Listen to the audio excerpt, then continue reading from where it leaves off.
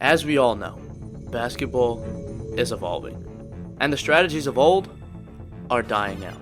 If you wish to compete at the highest level of basketball, you must be able to shoot. There are 6 basic components to shooting: foot placement, fluidity, energy transfer, balance, wrist flick, and the release. Let's start with foot placement. So foot placement varies from player to player, but there are a few things to mention. The general advice is to have your feet shoulder width apart.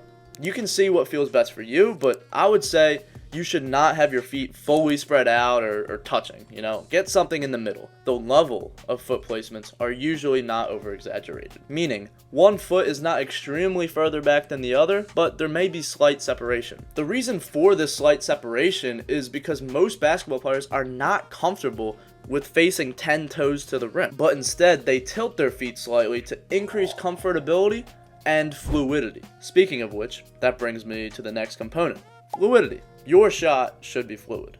Something I often tell players is to picture your jump shot as a reverse waterfall. The water within your body starts at your base, which is your feet, and it rises up through the rest of your body to eventually be released out of your hands. But if your jump shot is not fluid, this water will not flow. A common problem with shooting I see is a player's body moving downward as the ball is moving up, or vice versa. If your upper body is not in sync with your lower body, or your whole body is not in sync with the direction of the ball, that reverse waterfall will not reach the top. Here's the simple solution: one motion. If you move the ball down to your pocket, your body moves down.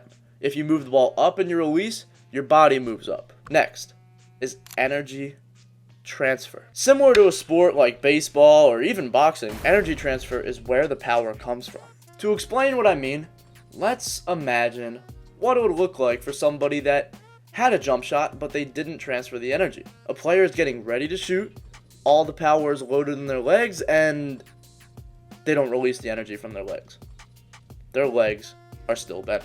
Now, here's the more common issue with energy transfer I see. Somebody catches the ball while standing straight up, and instead of going down into their shot to start that reverse waterfall, they shoot immediately. And what happens? The shot is short. Why did those air balls happen? Got it. I didn't have the legs. The trick to have a fast jumper while still having the correct energy transfer is to already be low before the shot. The fourth component of shooting is balance. I still struggle with balance from time to time. In basketball, every situation may call for a different response. Sometimes you have to fade away, other times you have to release quickly off the dribble, etc. So how do we stay balanced while drifting? Number 1, practice those types of shots religiously. Number 2, this works on fadeaways. Use the leg that is in the air as a balance tool.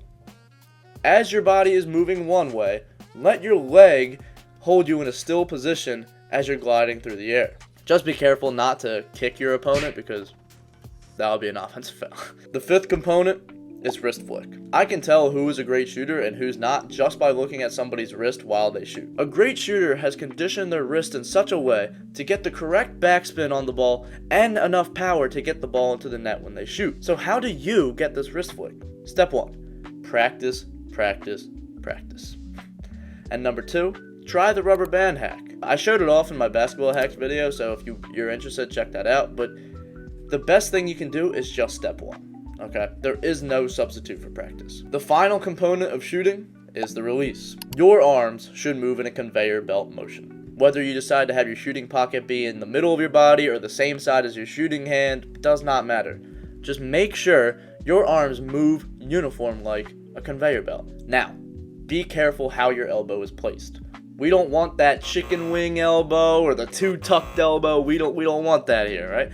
Keep your elbow in a relatively straight position that is still comfortable and easily repeatable to you. You may have been told that you need to have a 90-degree angle with your elbow, but I disproved that in this video right here, so if you're interested in that, check that out. Let's talk about the guide hand. It should be on the side of the ball. Whether it is on the top or the lower part of the ball, does not matter.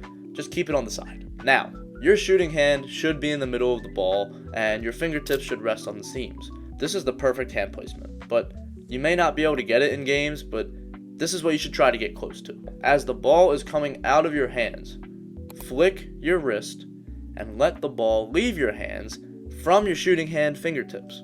The fingers that should last touch the ball are your index or middle finger, or both. And as you are landing after releasing the shot, your feet should land the same way they were placed before the shot. This helps with accuracy.